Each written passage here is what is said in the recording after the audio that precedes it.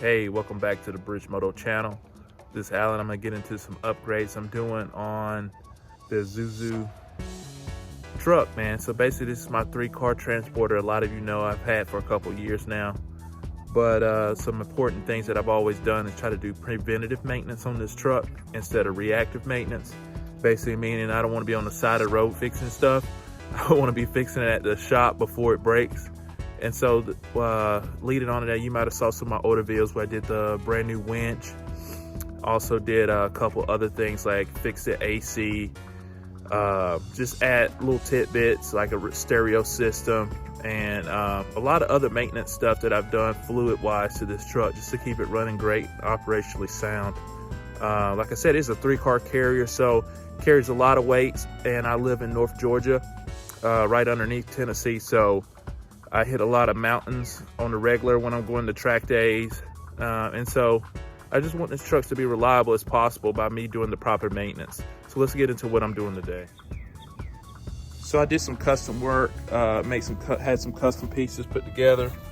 The first one is I had a real bad power steering leak on this truck. Basically it went through about, I would say, half a quart every 1,000 miles to a quart.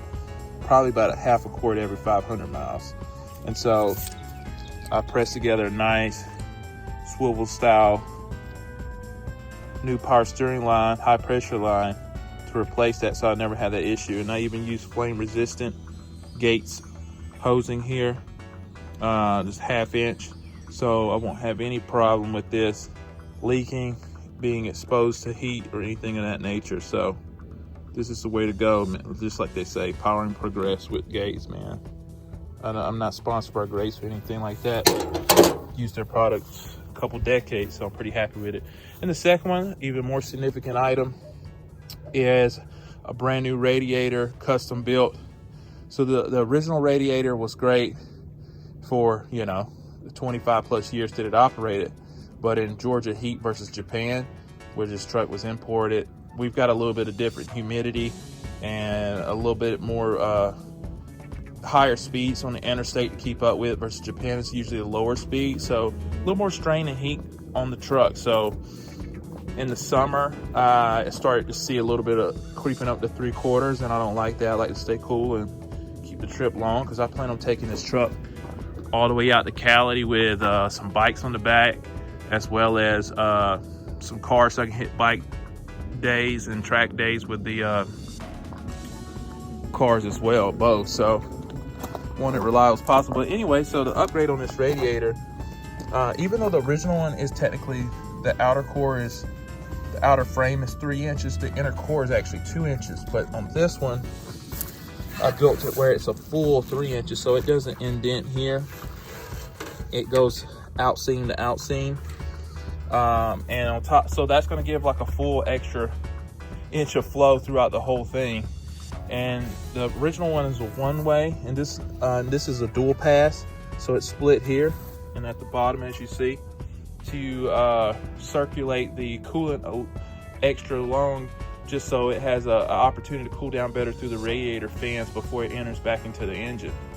So we're going to put both of those guys on today and get this puppy right, and we're going to go on a test drive.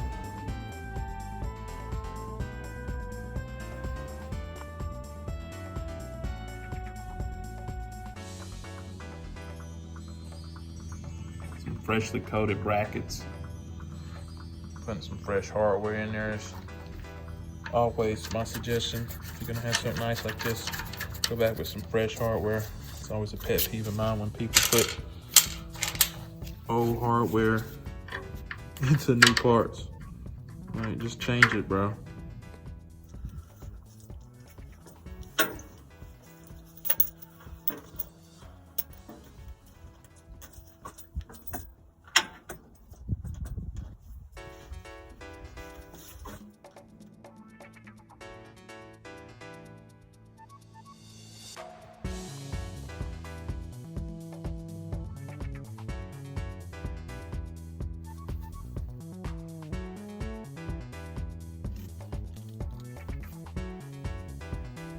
Went ahead and did some fresh interstate batteries and some fresh terminals.